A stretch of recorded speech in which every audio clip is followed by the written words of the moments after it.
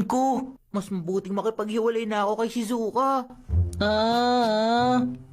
Ano? Makikipaghiwalay ka na kay Shizuka? Teka, hindi naman naging gayo ah.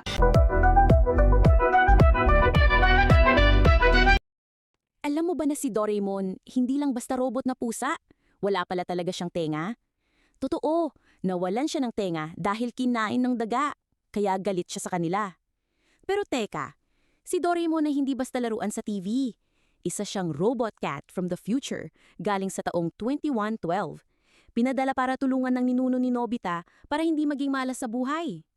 Ang trabaho niya? Magligtas kay Nobita sa araw-araw na kalokohan gamit ang gadgets niya, galing sa 4th dimensional pocket. Pero alam mo bang originally yellow si Doraemon? Naging blue siya dahil sa matinding depression. Oo, may mental health si Doraemon bes. At kung iniisip mong mabagal siya, FYI ha, once siyang tumakbo ng 129.3 kilometers per hour. Kaya saludo kami sa iyo, Doraemon. Ikaw ang OG na life coach, time traveler, at gadget supplier ng bayan. Kung fan ka ni Doraemon, like mo to. At kung nagulat ka sa mga nalaman mo, hit subscribe na bes. Baka may time machine pa tayong maabutan.